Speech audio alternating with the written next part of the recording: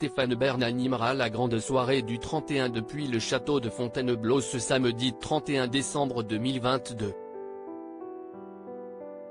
On vous emmène dans les coulisses de ce rendez-vous télé immanquable. Je cherche le plateau, vous savez où c'est ? Nous demande le guitariste de Patrick Bruel.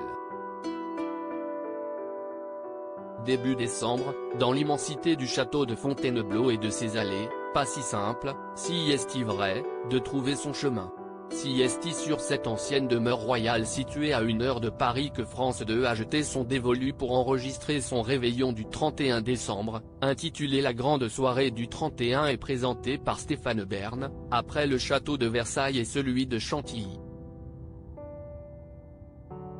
Le tournage s'échelonne sur 3 jours, le deuxième étant consacré au décompte et le troisième au seul feu d'artifice.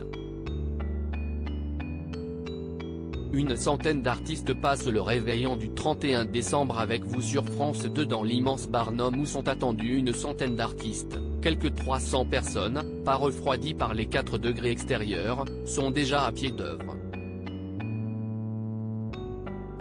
Parmi les courageux figurent Kenji Girac, Christophe Willem et le chanteur Pierre Demar, interprète du tube Un jour je marierai un ange.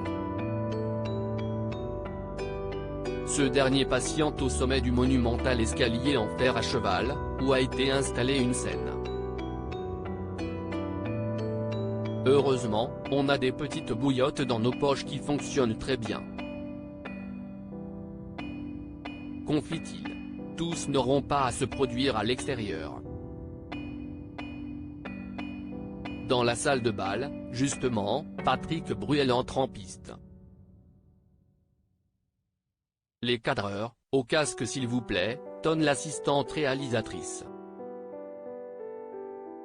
L'interprète se lance dans un medley de ses plus grands tubes, accompagné par les danseurs du cirque Phénix.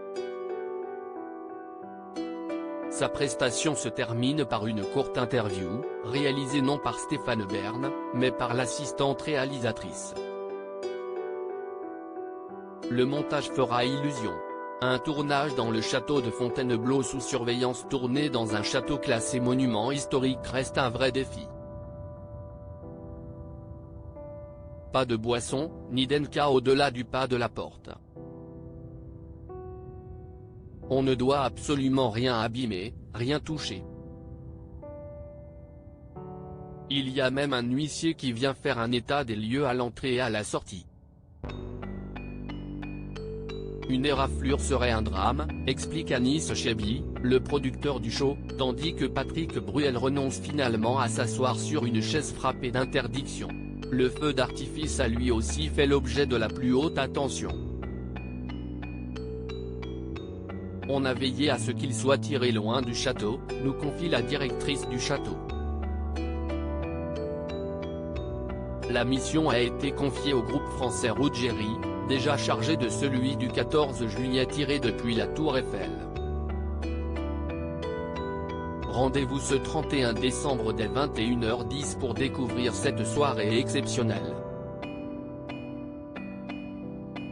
Stéphane Bern prévoit d'ailleurs de rester devant sa télé.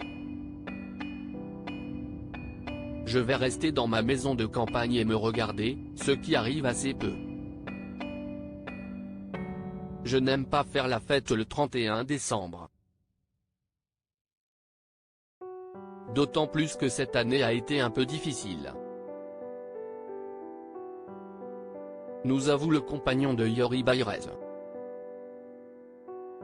À lire aussi on n'a pas gagné la Coupe du Monde, mais Stéphane Bern et son amoureux Yori Bayrez partagent un magnifique message vidéo pour les fêtes.